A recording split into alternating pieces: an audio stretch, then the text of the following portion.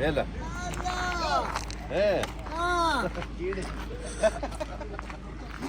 ਕੀੜੇ ਗਨਾ ਗਿਆ ਆਲਾ ਤੜ ਗਿਆ ਹੈ ਇਹ ਕੀ ਹੈ ਲਿਸਾਨਾ ਰੋਗਨ ਬਿਲ ਲਿਸਾਨ ਲਓ ਜੀ ਰੋਗਨ ਬਿਲ ਲਿਸਾਨ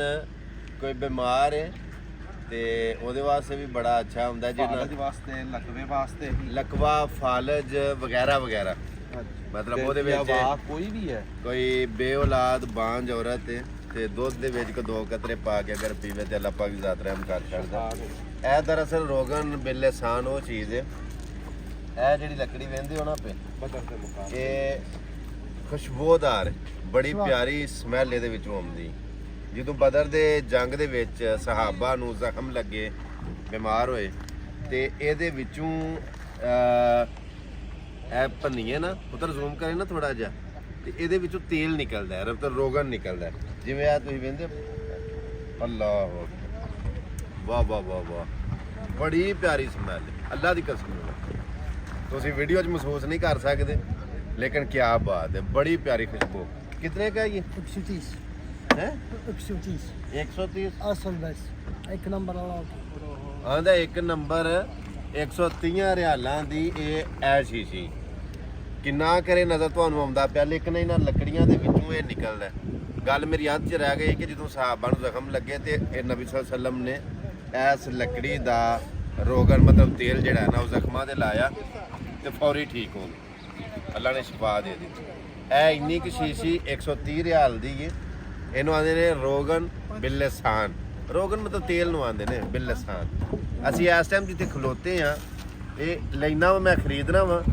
ਲੇਕਿਨ ਜਦੋਂ ਤੁਹਾਨੂੰ ਦਿਆਂ ਦੇ ਤੇ ਕਿਸੇ ਗੱਲ ਨਾ ਦਿਆਂ ਦੇ ਜਿੱਦੇ ਮੈਂ ਖਲੋਤਾ ਬਾਈ ਮੁਕਾਮ ਇਹ ਕੁਮਾਈ ਨੂੰ ਆਂਦੇ ਨੇ ਬਹਿਰੇ ਸ਼ਿਫਾ ਬਹਿਰੇ ਸ਼ਿਫਾ ਯਾਨੀ ਕਿ ਨਬੀ ਪਾਕ ਸੱਲੱਲਾਹੁ ਅਲੈਹਿ ਵਸੱਲਮ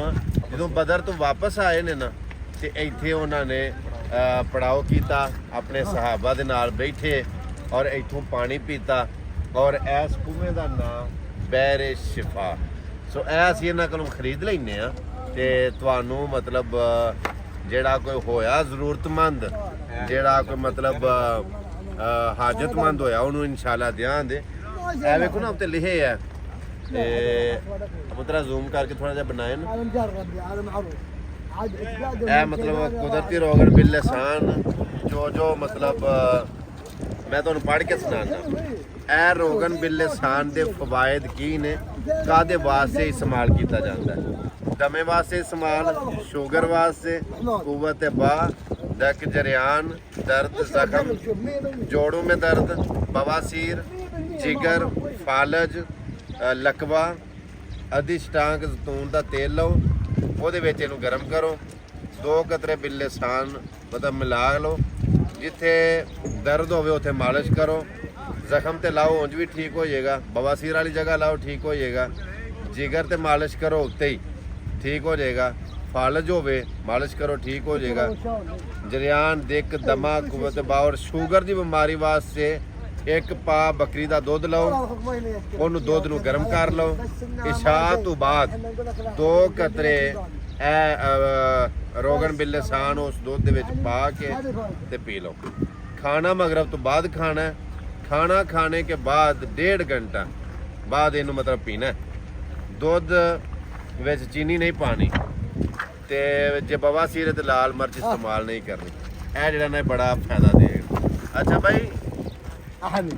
ਕਿਤਨੇ का दे देगा 100 जी 130 ਦਾ ਆਂਦਾ ਮੈਂ ਦੇਣਾ 100